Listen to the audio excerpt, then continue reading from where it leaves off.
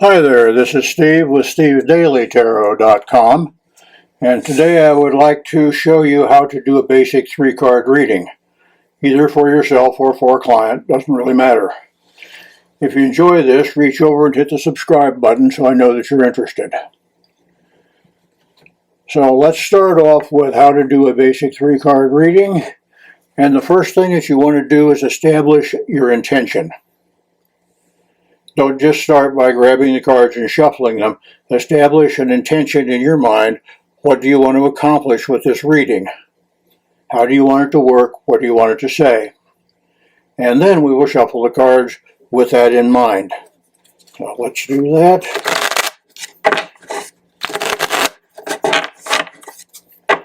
There we go. Now we want to draw 3 cards randomly from the deck, and we will lay them out across here, 1, 2, and 3.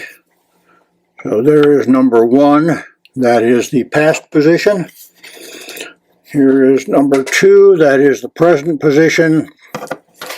And here is number 3, which is the future position. So we have past, present, and future. There are a lot of different 3-card things, but when you establish your intention, you establish it to be, in this case, past, present, and future. I'll do a post later on about the various things that you can do with 3-card readings, but in this case, just past, present, and future. So we begin by turning up the number 2 card, the present card. Now, a lot of people will turn up the cards in order, 1, 2, 3, but I think when you do that, you wind up starting in the past. And since you don't know what the question is to start with, you really don't know how the past relates to what's going on right now. So I always start with the number 2 card, the present card, and let's turn that one over right now. And the present card is the 8 of Swords. Now the 8 of Swords, swords are mental, remember that. And that means that mentally, in your mind, you're really tied up. You're blindfolded, you're surrounded by swords, in other words, thoughts of one thing or another. They're stuck in the ground, so it doesn't look like they're going anywhere.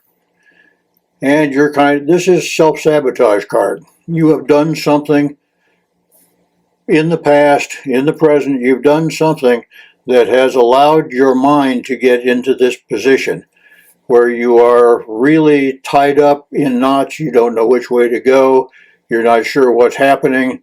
You're really confused, you're really upset with this. And so that is the present. That's what the client came with, or that's what you came with. And that's what we are dealing with. So we start with looking at that. It is a mental thing. It is self-sabotage, and it is something created by the client. Remember that if you created it, you also have the key to get rid of it. So if you don't like the situation, you have the power to change it. Another reason why I use the number 2 card to start with is because it is the present, and your point of power is always in the present. In the past, your point of power is gone. In the future, your point of power doesn't exist. It only exists right here in the present. Having said this, let's take a look at the past card, which is number 1. So this is a cup. It's also the 8 of Cups, so we have 2 8s going on. 8 is the infinity symbol laid on its side, which means that anything can happen. What goes around comes around. This is your karma kind of a thing. So here in the 8 of Cups, we have walked away from a relationship that was really good. It was something that we really liked. It was something that we had worked for in the past. A couple of years ago, we thought this was a cat's meow. Now we look at it and we say, well, I don't know. I'm pretty sure there's something better out there.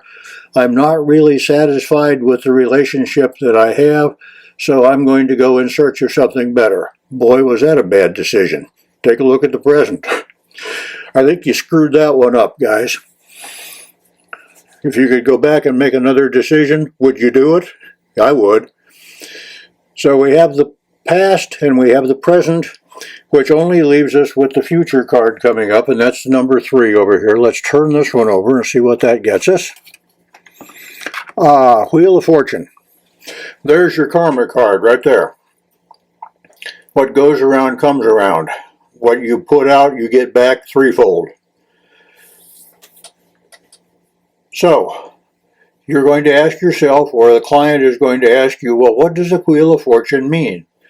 The Wheel of Fortune means that you have some options. You have some choices coming up. If you think back to the county fair days where the girl stands there with the wheel and spins it and sees, okay, you're going to win this, you're going to win this, or you're not going to win anything.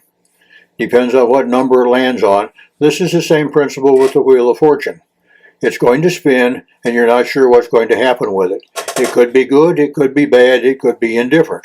We don't know yet. Now, sometimes you can get away with that, but mostly a client is going to ask you, okay, but what does all that mean? In other words, tell me what the Wheel of Fortune is going to land on. Talk about a wild guess. Let's pull another card here.